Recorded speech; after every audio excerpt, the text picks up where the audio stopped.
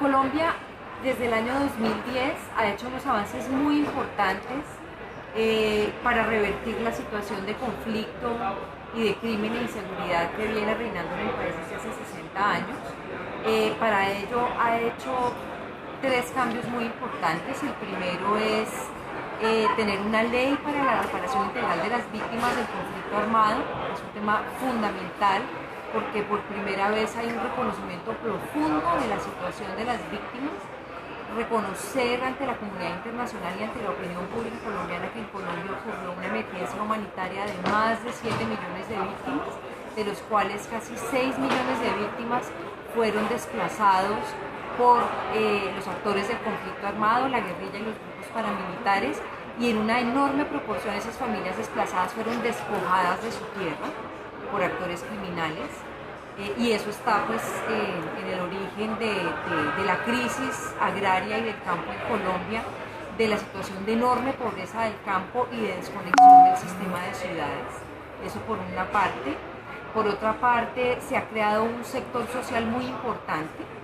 que está trabajando de manera muy decisiva en superar la pobreza que hay en el sector rural en Colombia, que es tal vez la fuente más grande de desigualdad que hay en el país. Y pues un tercer paso, que es una decisión política de hacer un fin negociado del conflicto armado en Colombia, razón por la cual el presidente Juan Manuel Santos ha decidido crear un espacio de negociación con las FARC, con la guerrilla de las FARC, que desde hace 3 años está dialogando en La Habana, y es un proceso que esperamos se va a terminar en el próximo trimestre del año 2016. Y también hay una fase exploratoria de diálogo con la guerrilla del Ejército de Liberación Nacional. Es una guerrilla más pequeña que las FARC, pero también tiene digamos una fuerza y un impacto muy importante negativo en la vida nacional, que esperamos también podamos entrar en un proceso de desmonte de este aparato armado. Habiendo dicho eso, a partir de esa serie de decisiones que se han tomado y que ponen al sector rural en un punto central de la agenda política del país, el territorio cobra una importancia fundamental y pasa de manera muy importante por el tema de la restitución de las tierras que fueron robadas a los campesinos. Se calcula que en Colombia puede haber más de 9 millones de hectáreas que fueron usurpadas de manos campesinas para pasar a manos de actores ilegales para fines rentísticos, básicamente. Tierras que están dentro de la frontera agrícola colombiana, con un potencial enorme de productividad, y a partir del cual pues esperamos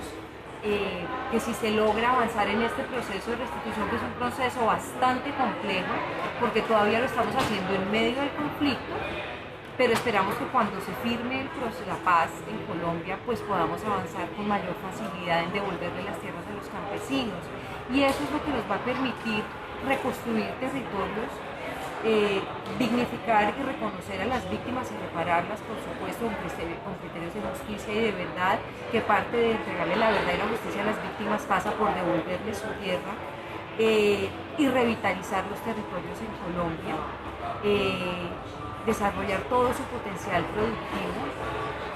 construyendo con los sectores de base en el territorio y con los gobiernos locales las alternativas de desarrollo sostenible para estos territorios, de manera que en Colombia el campo nos vuelva a alimentar. En Colombia estamos consumiendo muchos productos importados, por ejemplo, y creo que pues necesitamos reactivar el campo, pero por eso tenemos que pasar por un proceso de paz y de restitución de tierras. Pero va a ser muy importante porque va a ser como refundar el país, tener comunidades que definen su desarrollo, no solamente participan diciendo cómo se debe hacer, sino que son actores muy activos en el desarrollo de sus regiones. Y creo que a través de volver a potenciar todo ese universo agroalimentario tan variado, porque Colombia es un país de regiones muy diversas, hay una enorme diversidad cultural, tenemos más de 206 pueblos indígenas, que son casi 6 millones de habitantes, tenemos más de 10 millones de habitantes de comunidades afrocolombianas, tenemos un porcentaje no muy grande, pero también importante, de población roma en Colombia, y población, digamos, mestiza de múltiples maneras en las diferentes regiones del país. Tenemos región amazónica, región caribe, región pacífica negra, tenemos una zona que compartimos con la frontera venezolana de Orinoquíades y una zona andina también muy grande, así que tenemos un potencial enorme y creo que eso nos va a ayudar a ser pues, un país extraordinario si logramos construirlo desde el campo con la gente.